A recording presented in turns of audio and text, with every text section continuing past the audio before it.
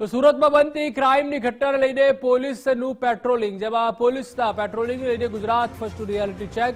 રાત્રિના અંધારામાં ગુજરાત ફર્સ્ટ દ્વારા રિયાલિટી ચેક કરાયું. મેયર બંગલોથી લઈને બ્રેડ લાઇનર સર્કલ સુધી રિયાલિટી ચેક કરાયું. યુનિવર્સિટી રોડ સોમેશ્વર સર્કલ સુધી રિયાલિટી ચેક કર્યું. તેમાં સુરત પોલીસની પીસીઆર વાનનું ક્યાંય ચેકિંગ જોવા ન મળ્યું. માત્ર યુનિવર્સિટી રોડ પર 3-4 પોલીસ કર્મચારી જોવા મળ્યા હતા. વધતી ક્રાઇમની ઘટનાઓ વચ્ચે પોલીસ પેટ્રોલિંગનો મોટો અભાવ જોવા મળ્યો. જે પ્રમાણે ગુજરાત ફર્સ્ટની ટીમ છે તે રિયાલિટી ચેક માટે પહોંચી હતી.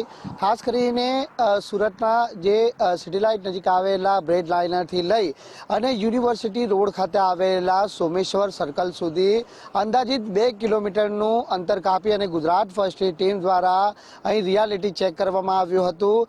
માત્ર યુનિવર્સિટી ના નજીક આવેલા જે ફ્લાયઓવર બ્રિજ ઉતરતાની સાથે જ માત્ર 3-4 જેટલા પોલીસ જવાનો ત્યાં હાજર જોવા મળ્યા હતા. પરંતુ એ સિવાયના વિસ્તારોમાં ક્યાંય પણ પોલીસની પીસીઆર વાન પેટ્રોલિંગ કરતા નજરે પડી નથી.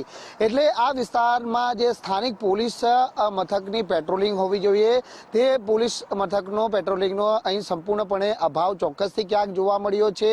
યુનિવર્સિટી રોડથી જે સોમેશ્વર સર્કલ સુધી ના જે વિસ્તારમાં જે રિયાલિટી ચેક કરવામાં આવ્યું, પરંતુ ક્યાંય પણ પોલીસની પીસીઆર વાન પેટ્રોલિંગ કરતી હોય તે પ્રકારની તસવીરો જોવા નથી મળી. માત્ર યુનિવર્સિટી નજીક આવેલા ફ્લાયઓવર બ્રિજ છે જે 3-4 જેટલા પોલીસ જવાનો ખડે પગે જોવા મળ્યા હતા, જે બતાવે છે કે પોલીસ મથકની પીસીઆર વાન દ્વારા પેટ્રોલિંગ કરવાના નામે માત્ર ને માત્ર કાગળ ઉપર પેટ્રોલિંગ કરાતું હોય તે પ્રકારની સ્થિતિ છે તે જોવા મળી છે.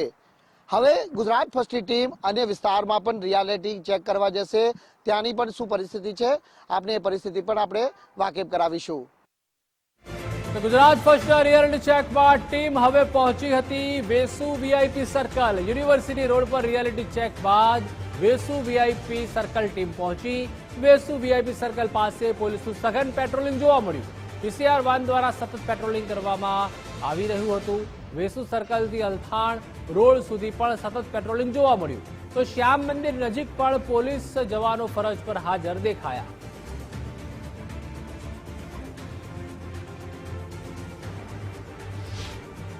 તો મિત્રો, ગુજરાત ફર્સ્ટની ટીમ પહોંચી છે પોલીસ પેટ્રોલિંગના રિયાલિટી ચેકને લઈને સુરતના વેસુ વીઆઈપી સર્કલ પાસે. અહીં સુરતના જે વેસુ વીઆઈપી સર્કલ પાસે આવેલા જે વિસ્તાર છે કે જ્યાં આ પ્રમાણે પોલીસ પીસીઆર વાન છે તે પેટ્રોલિંગ કરી રહી છે.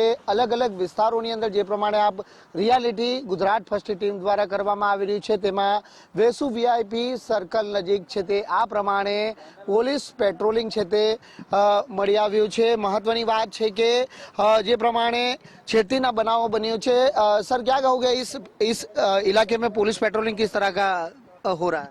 बढ़िया है पेट्रोलिंग, तो बहुत बढ़िया है पुलिस का पेट्रोलिंग. हाँ, यहाँ के लोग किस तरह सुरक्षित के लागणी हाँ यहाँ कोई ऐसा वारदात नहीं होता. अच्छी पेट्रोलिंग है. कितने बजे से कितने बजे तक होती है? चलता ही रहता है. हम कभी जाते हैं लेट सवेर तो दिखते ही हैं पुलिस वालों की गाड़ियाँ दिखती हैं और रोकते भी हैं, गाड़ियाँ भी चेक करते हैं. यहाँ पे मैं इधर ही रहता हूँ, रत्ना ज्योति में. कौन सा चैनल है आपका? गुजरात फर्स्ट. अच्छा, गुजरात फर्स्ट. हाँ तो हम कह सकते हैं कि ये इलाके में पुलिस का पेट्रोलिंग साधन है. हाँ, बढ़िया साधन है, अच्छा है. તો બિલકુલ આ હતા એના સ્થાનિક રહેવાસી, જેમનું કહેવું છે કે સતત આ વિસ્તારની અંદર પોલીસ પેટ્રોલિંગ હાલ કરવામાં આવે છે.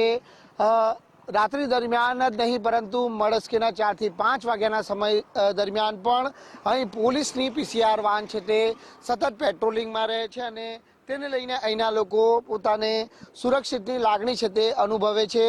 પરંતુ સવાલ અહીં એ પણ ઉપસ્થિત થાય છે કે જો અન્ય પોલીસ સ્ટેશનોની અંદર પણ આ પ્રકારનું સઘન પેટ્રોલિંગ કરવામાં આવે તો બનતી છેડતી જેવા બનાવોને છે તે અટકાવવામાં ખૂબ જ પોલીસને હાલ સફળતા પણ મળી શકે તેમ છે.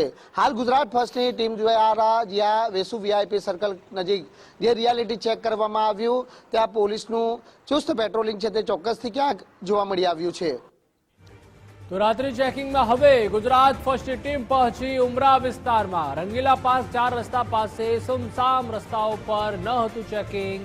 રંગીલા પાર્કથી જૂના બંબા ગેટ સુધી રિયાલિટી ચેકમાં બેદરકારી જોવા મળી. પોલીસના પેટ્રોલિંગની વાતો વચ્ચે ન દેખાયા કોઈ પણ પોલીસ કર્મચારી.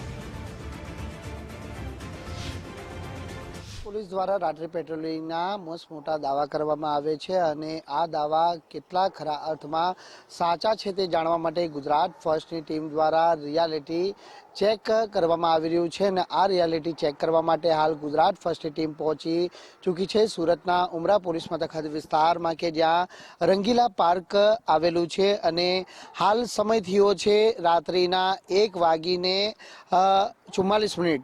હાલ આપણે રંગીલા પાર્કથી સીધા ઘોડદોર રોડ તરફ જઈશું કે પોલીસ પેટ્રોલિંગ અહીં કઈ રીતે કરવામાં આવી રહ્યું છે, કારણ કે હાલ તો રંગીલા પાર્ક પર આપણે જ્યાં ઊભા છે ત્યાં એક પણ પોલીસની પીસીઆર વાન કે પોલીસ જવાન છે તે હાલ તૈનાત નથી જોવા મળી રહ્યો. એટલે આપણે આ જે ઘોડદોર રોડ તરફ આપણે જવાનો પ્રયત્ન કરીશું કે આગળ કોઈક પેટ્રોલિંગ કરવામાં આવી રહ્યું છે કે કોઈક પોલીસ બંદોબસ્ત છે કે કેમ, કોઈક વાહન ચેકિંગ કરવામાં આવી રહ્યું છે કે કેમ, કારણ કે સુરત શહેરમાં જે પ્રમાણેની ઘટનાઓ સામે આવી રહી છે જેમાં હત્યાઓ હોય કે પછી દીકરીઓની શારીરિક છેડતી આવા તમામ બનાવોનો જે વધતો ગુનાખોરીનો ગ્રાફને લઈને પોલીસ તરફથી કહેવામાં આવે છે કે પેટ્રોલિંગ સતત કરવામાં આવી રહ્યું છે. ત્યારે ગુજરાત ફર્સ્ટની ટીમ આગળ વધશે અને જાણકારી મેળવશે કે આ વિસ્તારની અંદર પોલીસનું કઈ રીતનું પેટ્રોલિંગ હાલ કરવામાં આવી રહ્યું છે.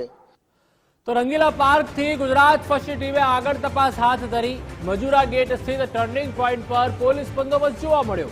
મજૂરા ગેટ પાસે પોલીસ કર્મચારીઓ દ્વારા ચાંપતો બંદોબસ્ત દેખાયો.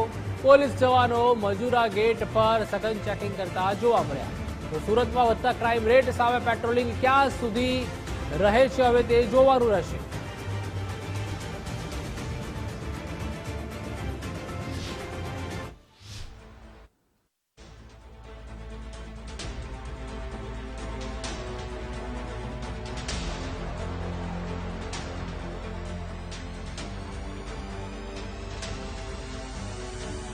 તો બિલકુલ ગુજરાત ફર્સ્ટ સુરતના મજૂરા ગેટ વિસ્તારમાં સમય થયો છે 1:49. આપણે જણાવ્યું તેમ કે 1:44 આપણે રંગીલા પાર્કથી નીકળ્યા હતા અને હાલ મજૂરા ગેટ સ્થિત જે જૂના બંબા ગેટ નજીક આપણે 1:49 પહોંચ્યા છે. એટલે 5 મિનિટના અંતરની અંદર આપણે હાલ અહીં આવી પહોંચ્યા છે અને આપણે જે પ્રમાણે જોયું તેમ કે રસ્તામાં તો આપણે ક્યાંય પોલીસ પેટ્રોલિંગ જોવા ન મળ્યું, પરંતુ અહીં સ્થળ પર આપ જે પ્રમાણે જોઈ શકો છો કે મજૂરા ગેટ વિસ્તારમાં પોલીસનું સઘન પેટ્રોલિંગ છે તે અહીં કરવામાં આવી રહ્યું છે.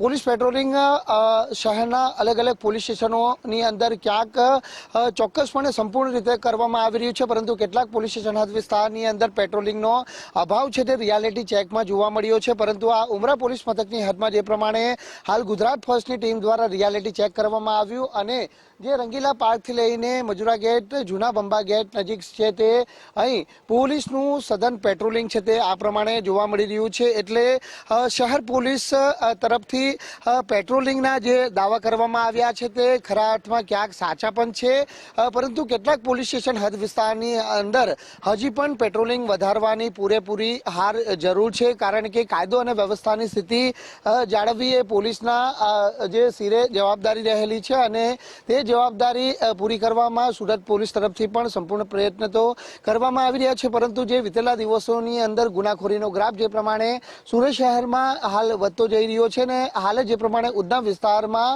2 દીકરીઓની શારીરિક છેડતી વિકૃત જે આરોપી દ્વારા કરવામાં આવી તેને લઈને સુરત પોલીસ એલર્ટ ક્યાંક ને ક્યાંક હાલ ચોક્કસથી જોવા મળી છે.